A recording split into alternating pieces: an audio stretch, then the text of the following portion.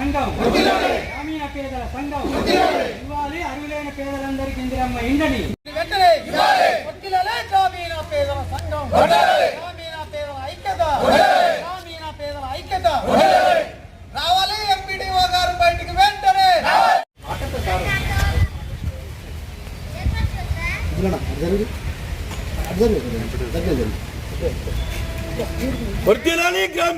ఇందిరమ్మ ఇళ్లను గ్రామీణ పేదల సంఘం గ్రామీణ పేదల ఐక్యత గ్రామీణ పేదల ఐక్యత. నా పేరు కోడి బండ్లయ్య. మేము ఈరోజు ఏంటంటే గ్రామీణ పేదల సంఘం తరఫున గ్రామీణ ఉన్నటువంటి ప్రాంతాలలో జరుగుతున్న విధి విధానాలను చూస్తే ఏ పార్టీలు అధికారంలో ఉంటే ఆ పార్టీలకు కావాల్సినటువంటి ఏర్పాట్లు మాత్రమే చూసుకుంటున్నారు.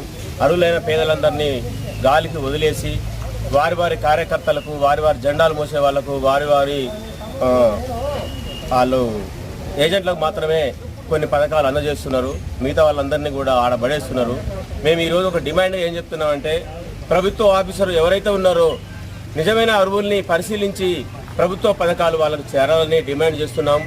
అదే కాకుండా మేము వారం రోజుల నుంచి గ్రామీణ చందుపట్ల గ్రామంలో చూసి 150 మంది అసలే ఇల్లు లేనటువంటి గుడిసెలు ఈ రోజుల్లో కూడా పూరి గుడిసెలలో ఉన్నటువంటి పేదవాళ్ళని మేము పరిశీలించి ఎలుకు తీసుకోవాల్సినటువంటి అవసరం ఉన్నది. వాళ్ళందరికీ కూడా పక్కా ఇల్లు ఇందిరమ్మ ఇల్లు మంజూరు చేసి వాళ్ళని ఆదుకోవాలని కోరుతున్నాం. అట్లాగనే గ్రామీణ ప్రాంతాలలో కాదు రాష్ట్ర వ్యాప్తంగా కానీ దేశవ్యాప్తంగా కూడా తిండి గుడ్డ ఉపాధి గూడు అనేది ఈ 4 కూడా మౌలిక సమస్యలు ప్రజలకు సంబంధించి.